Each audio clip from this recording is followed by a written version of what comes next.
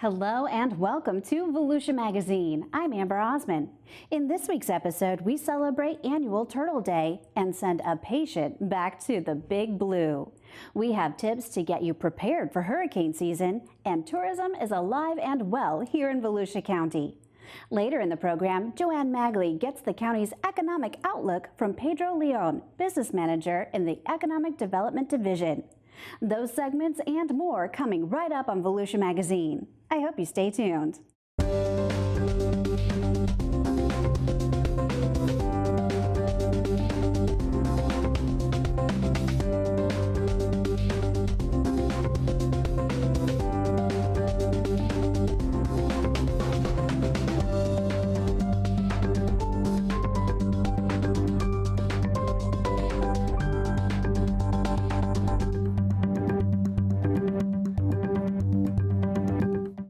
The Marine Science Center was bustling this past weekend as hundreds attended the 16th annual Turtle Day.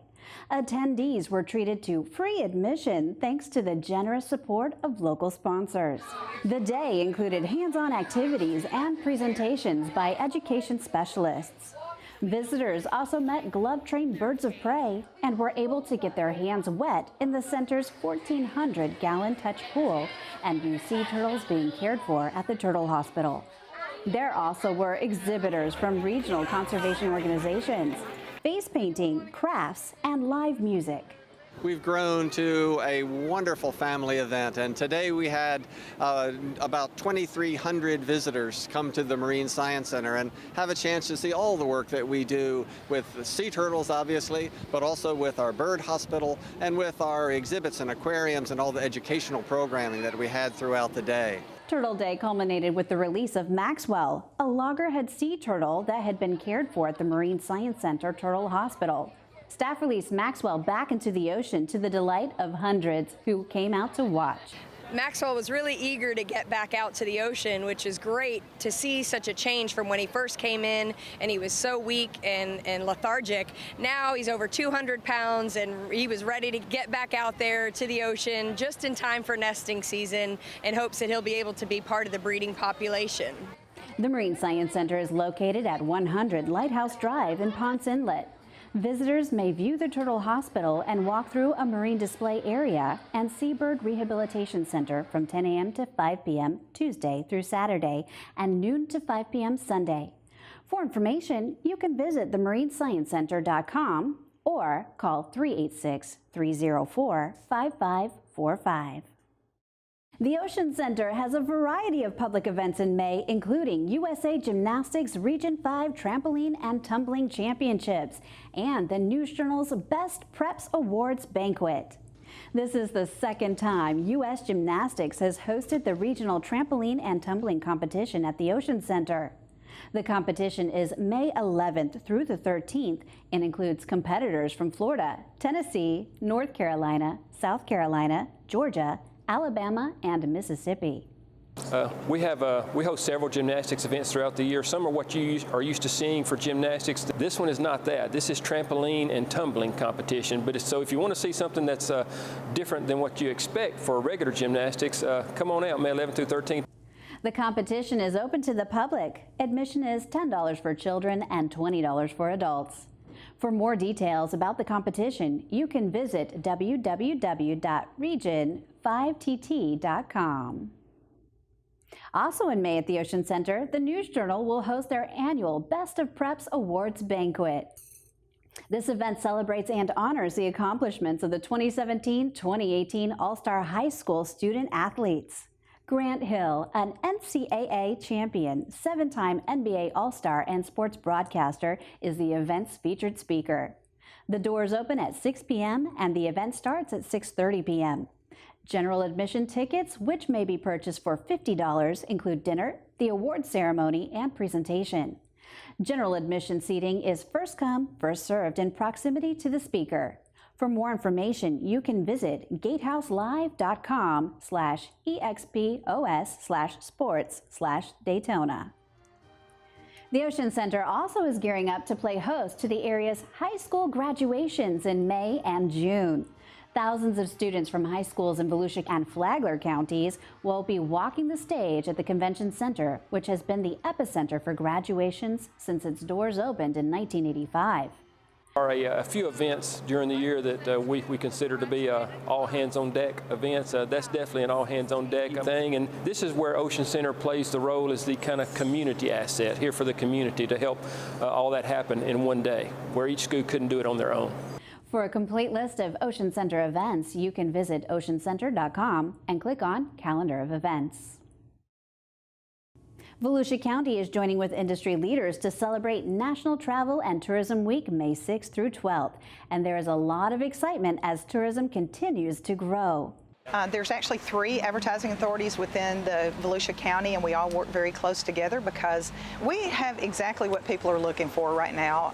From the domestic visitor to the international visitor, we promote ourselves as Old Florida, New Vibe. People are looking for a unique downtown, great places to eat, great places to visit. Celebrating the week, the Lodging and Hospitality Association of Volusia County is presenting an event Wednesday, May 9th at the Hard Rock Hotel, Daytona Beach. Expert panelists will provide an overview of what is new and upcoming for tourism in Volusia County and the positive impact tourism has on local businesses.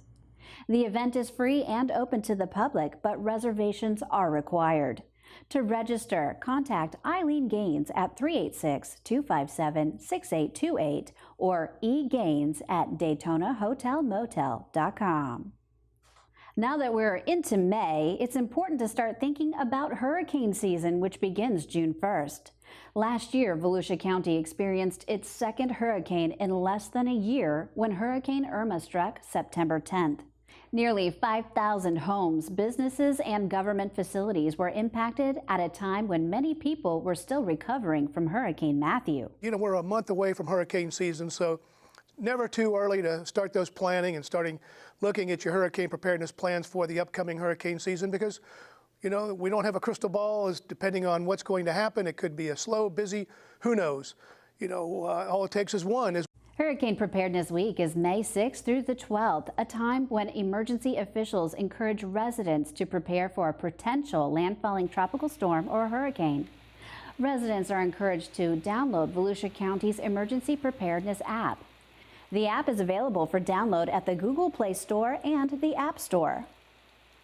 Create a family preparedness plan, which the app can help you do as it has a checklist of items you'll need during an emergency. Decide now where you will stay if an evacuation order is issued. For those who have no alternatives, Volusia County will set up hurricane shelters at key locations across the county. These shelter locations will be viewable from the Emergency Preparedness app when they are opened. Consider purchasing flood insurance, which is typically not covered under homeowners insurance policies. Once a policy is written, it takes 30 days for that policy to go into effect. And also, if there's a storm anywhere out there, they're not going to write any policies. To learn about flood insurance, visit floodsmart.gov. The website can help you rate your risk, estimate premiums, and find an agent.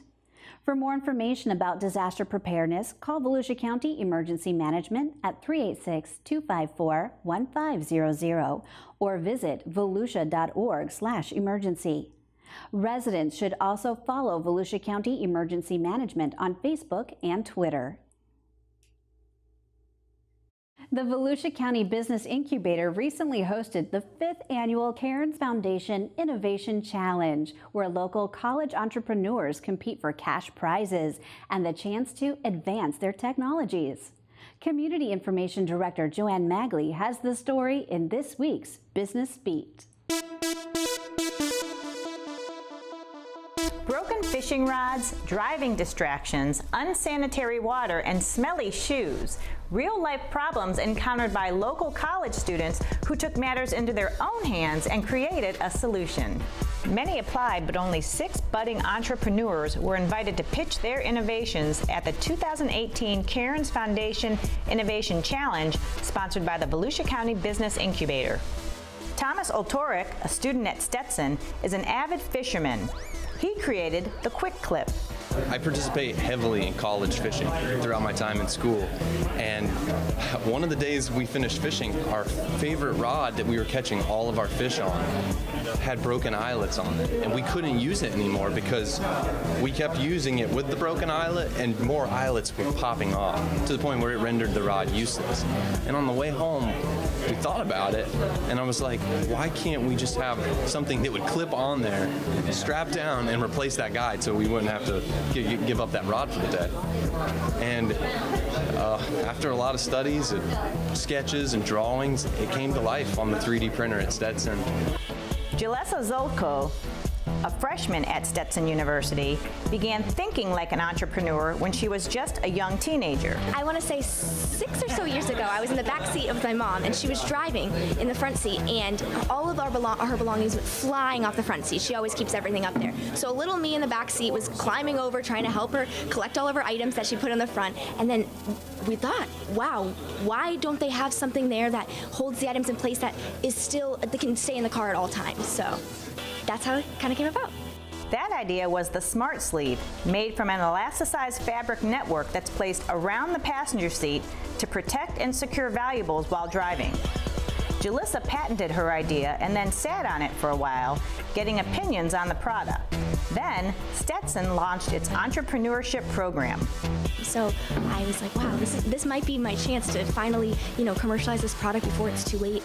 Dr. Jim Cairns started the foundation in 2003 as a way to identify and give a life-changing boost for a bright, creative, young person who otherwise might never attain their full potential. For the first 10 years, they provided a scholarship program for local schools, but Cairns wanted to do something more. We came up with this idea 5 years ago, and the first one was interesting and a lot of fun. So we've been having fun doing it ever since, and I think we've made an impact, a small impact at least, on the local community. Some new companies have been created. Some people who might not otherwise have chosen an entrepreneurial career have chosen one. So it's satisfying. The judges based their scoring on novelty of the innovation, attributes of the startup team, size and potential of the markets addressable by the innovation, quality of development plan and ultimate path to market, and suitability for near-term development within a startup company. Surely it's a unique opportunity for a student to have a group of 80 or 100 people in front of them and having to pitch their project in 15 minutes. Thomas's Quick Clip was the big winner at the prestigious challenge, with the top prize of $10,000 and 1-year enrollment in the Volusia County Business Incubator. The incubator, which is powered by the UCF Business Incubation Program, is a community resource that provides early-stage companies with the tools, training, and infrastructure to become financially stable, high-impact enterprises. It's funded by Volusia County Government's Economic Development Division. Incubator clients also receive personal mentoring and peer-to-peer networking, something Thomas will get to experience firsthand as he grows his business in this nurturing environment. This is my 4th event with the school. I've had a couple other top 5s, but it's my first win, so I'm really excited about that. For the Business Beat, I'm Joanne Magley.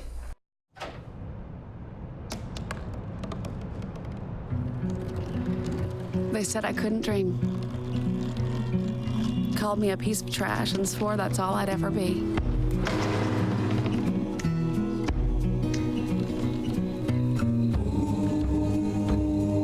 Said a bottle couldn't see the ocean.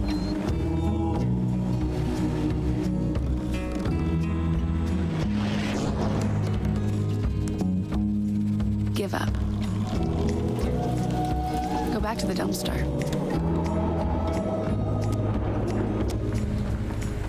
But I didn't listen. I made my way.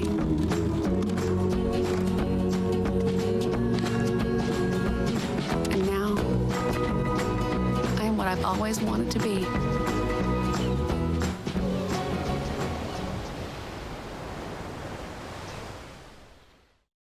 Let's join Community Information Director Joanne Magley in the studio with her guest, Pedro Leon, Business Manager at the county's Economic Development Office. Thanks, Amber.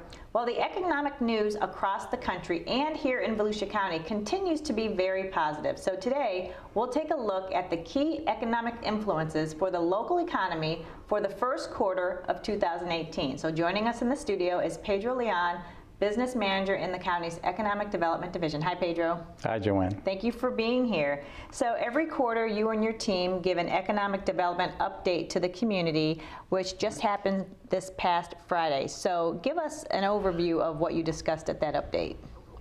Well, what we discussed at the update was regard to the first 3 months of the calendar year 18. Was that we are showing some stable and positive growth, and we are picking up on a pace that occurred throughout calendar year 2017.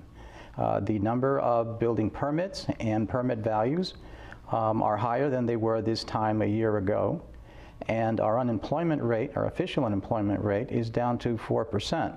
A year ago, that was 4.7%. For the 5 cities that we do collect unemployment data, individual cities are showing decreases in their official unemployment rate of at least 0.5% and sometimes more. We have seen an expansion compared to a year ago of our labor force of almost 4,800 persons, and we have seen a decline by 13% in the number of the unemployed persons. Our jobs report is indicating over 2,800 persons more employed in different industry sectors. So all in all, a very positive and consistent showing. Yeah, that is pretty positive. And so with more people employed and the underemployment rate so low, businesses needing workers would seem to be facing some challenges because now you have a pretty tight labor market to pull from. That's correct, and it's an important topic, and one that we've decided in this report to take a look at historically, going back to 2010. The line chart that we've provided shows 2 unemployment rate measures that are provided by the Federal Bureau of Labor Statistics. They use the official unemployment rate, which on the chart appears as the solid lines on the bottom, and that is known as the U3 rate.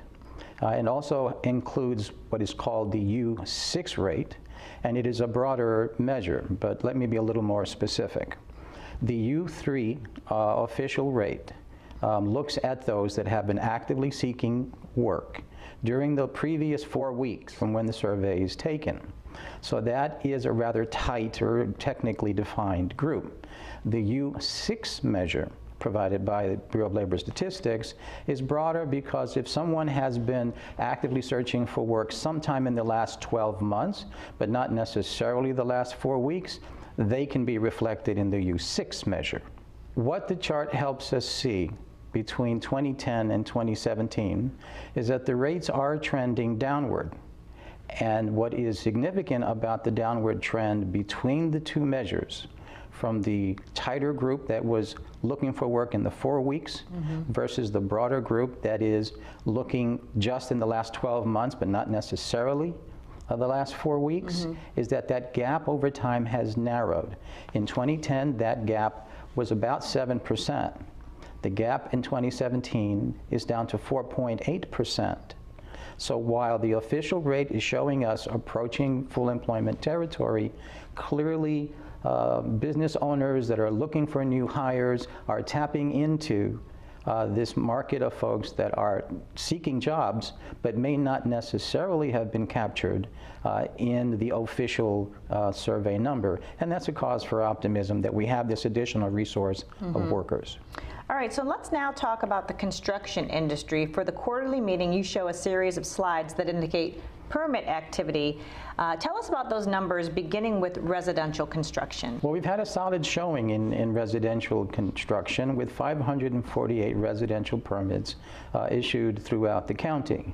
The city of Daytona Beach has led the way with over 140 permits, but unincorporated Volusia County and the city of DeLand also showed some leadership in this area. With that, how do all those permits, how does that translate in regards to the value of those permits? The information that we've gathered from the individual cities as we put the report together is showing that that permit value has reached nearly $174 million, and that's a significant number. It is one that more than easily keeps pace with what we've done over the previous 4 quarters, and is bodes well for the future, because we are still in kind of a healing housing economy, and we continue to press forward with great optimism, and this is definitely a sign that we continue to do well. We've had 4 cities, for example, with permit value totals that exceed over $10 million.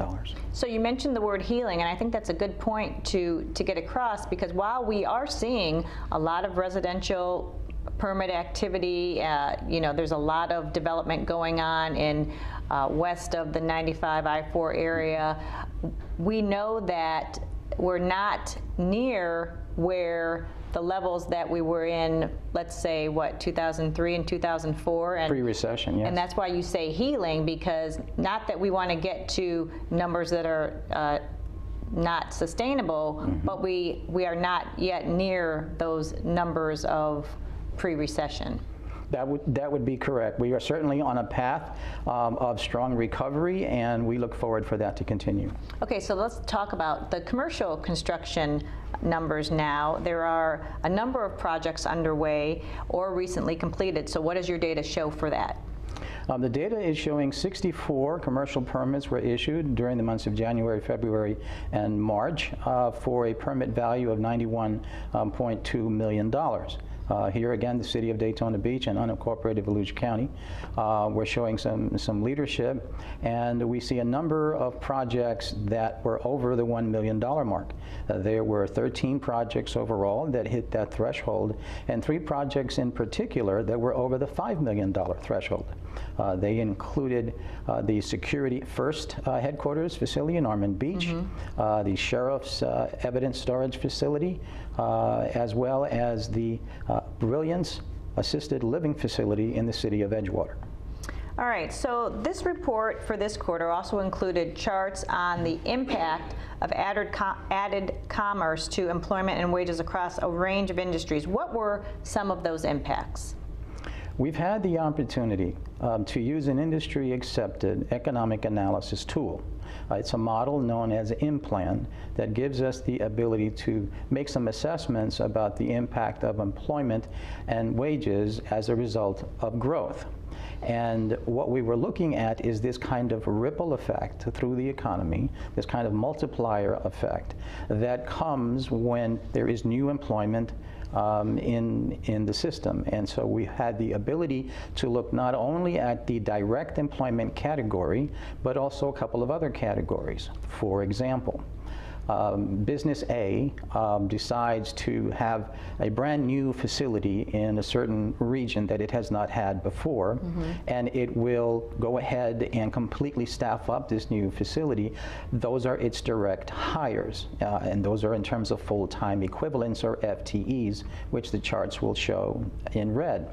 However, those businesses do not exist on their own. They have a supply chain of providers of goods and services, and they also have the needs to respond to the growth of Company A, and they will hire additional folks to keep pace with that. That would be categorized as the indirect employment, shown in the blue. Also in the blue on the chart is induced employment. So those workers, both the ones hired by Company A, all those others hired by their supply chain members, they take those paychecks, spend them throughout the economy, and of course that has an employment impact as well. It is a nice way to display the fact that our economic engine is really fueled by employment growth. And you also have a slide related to that that talks about the impact created by these projects with County Council approved job growth incentives, and you put a dollar amount basically on what the county has offered with the state on incentives, and in turn what the value that those new jobs have brought to the the area. So talk about that for a little bit. There were a dozen projects in fiscal year 16 and 17 that were the subject of these particular tables. And across the industry sectors, for those industries for which the projects were approved, where a council was supporting local financial support, you will see that just over 1,000 jobs in the direct employment sector were giving rise to another 1,000 jobs or so in indirect and induced employment. And then on the wage side of the equation, you will see similarly on wages that almost $49 million in direct employment wages is generating approximately $38 million in indirect and induced wages. And it's just a remarkable and compelling story that as these approved projects ramp up over time into the economy, they will continue to show that they have this vitality and this energy through our economy because of the way in which we buy goods and services through the paychecks or through the direct needs of the company through its suppliers.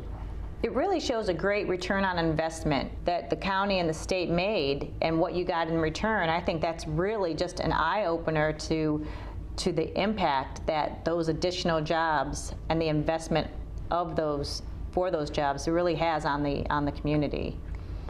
You're quite correct. This is something that I think we all understand as we go through our lives and spend our paychecks and buy goods and services, and we understand how money moves through the economy. And this is just further evidence more formally through the use of the in-plan model that we can see this as a result of direct employment growth. Again, it doesn't stop there. It moves through a chain of sequences of financial transactions that lead to other employment, both indirectly and induced.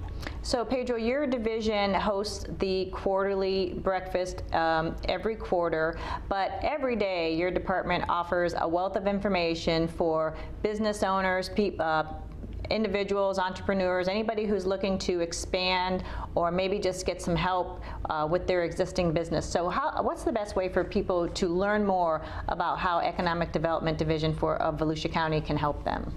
Well, you will find all of this information in this report at www.floridabusiness.org. We have some recent updates to those pages, and we think you will find them refreshed and full of interesting data. All right, Pedro Leon, Business Manager in the county's Economic Development Divisions, thank you so much for the information today. Thank you, Joanne. Amber, back to you. Thanks, Joanne, and thank you for watching Volusia Magazine. If you have any questions about the show, you can feel free to give us a call at any of the numbers you see listed here, or you can log on to volusia.org and click on the News tab at the top of the screen to find us. And we hope you won't forget to listen to Volusia Today. That's Volusia County Government's weekly public radio broadcast. Volusia Today airs every Tuesday, Wednesday, and Sunday mornings on the local radio stations you see on your screen. For Volusia Magazine, I'm Amber Osmond, and I hope you have a wonderful evening.